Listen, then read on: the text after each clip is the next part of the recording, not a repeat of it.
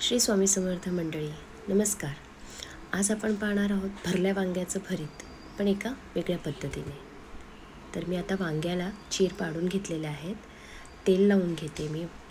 आणि आता त्या चिरांमध्ये लसणाची पाकळी आणि मिरची हे अशा वेगळ्या पद्धतीने भरण्याचं कारण की आपण जेव्हा हे तापवतो तेव्हा आतपर्यंत पूर्ण आगीची धग पोचते, आणि त्यासाठी मी हे या पद्धतीने असे मिरची आणि लसूण भरून घेतले आहेत. आता आपण गॅस पेटवून घेऊया. आणि गॅसवर हे असंच डायरेक्ट मी तापत ठेवलं. कोणी जाळी वगैरे वापरतं, माझ्याकडे सध्या जाळी वगैरे नसल्यामुळे मी ते डायरेक्ट तापवून घेते. आग बघा कसली लागली. पण ठीक आहे, हे हळूहळू तापवून घेऊया आपण. हे पहा, तुम्ही बघू शकता त्या चीर असल्यामुळे आणि त्या चिरीमध्ये भरलेल्या लसणाच्या आणि मिरचीच्या साह्यामुळे आपलं वांगं आतल्या बाजूनेही बघा कसं भाजायला सुरुवात झालेलं आहे. हे पहा, हे छान असं भाजून घेतलं. त्याच्या साली बघा निघायची सुरुवात झाली आहे. आता मी गॅस बंद केला आहे, जरासं थंड होऊ दिली आहे. आणि हे पहा, मी याची साल काढून घेतली आहे आणि चमच्याच्या साह्याने त्याचा जरासा क्रश करून घेते. हा क्रश मी फार काही पातळ लेअरचा नाही केला आहे, बघू शकता तुम्ही. हे पहा, मिरची लसूण पण मी ठेचून घेते त्यातल्या त्यातच. आणि आता आपण एकीकडे 2 कांदे, 2 टोमॅटो, कोथिंबीर, 2 मिरच्या ह्याचं मिश्रण कच्चं वाटप केलं आहे. कारण मी हे कढईत तेल टाकून ते मिश्रण त्यामध्ये परतून घेणार आहे. तेल तापलेलं आहे. आता जिरं टाकून ते तडतडू देऊ. सोबतच 8-10 पानं कढीपत्त्याचे टाकलेले आहेत.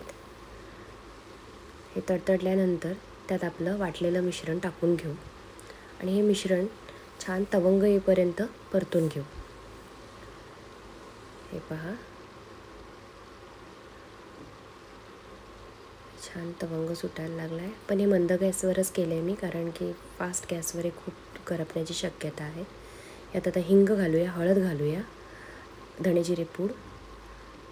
परतून झाल्यावर मिरची असल्या कारणाने यामध्ये लाल तिखट थोडंसं कमीच वापरायचं आहे. नाही वापरलं तरी चालेल, कारण आपल्या मिरच्यांचं प्रमाण तितकंसं बास आहे. मी मिश्रण पुन्हा एकदा हाताने पण परतून घेतलं. आणि आता हे वांग्याचा क्रश आपण आपल्या मिश्रणात घालून परतून घेऊ. हे बघा, एक छान असं रंग यायला लागला आहे त्या वांग्याला. आता आपण यात मीठ आणि शेंगदाण्याचं कूट घालून पुन्हा हे मिश्रण परतून घेऊ. मीठ चवीनुसार, शेंगदाण्याचं कूट आवडीनुसार. जास्त टाकलं तरी छान आहे, कारण वांग्याचं भरीत आणि शेंगदाण्याचं कूट हे एक वेगळंच कॉम्बिनेशन आहे, चवीला अप्रतिम. आता आपण यात मुख्य गोष्ट आणि आता यामध्ये आपण आपलं दही 2-3 चमचे मी घेतलेलं आहे आणि थोडीशी कोथिंबीर, हे मिश्रण मिक्स करून आपल्या वांग्या भरतात घेऊन ते छान परतून घ्यायचं आहे. हे परतून झालं की एक छान मिश्रण तयार झालेलं आपल्याला दिसेल. तरी हे एकदा दोनदा आपण हे मिश्रण छान एकजीव करून घेऊ. अशा प्रकारे ही एक वेगळे वांग भरीत तयार झालेलं आहे. तुम्हाला माझी रेसिपी आवडल्यास नक्की लाईक करा, चॅनलला सबस्क्राईब करा, रेसिपी शेअर करा. Thank you so much. धन्यवाद. श्री स्वामी समर्थ.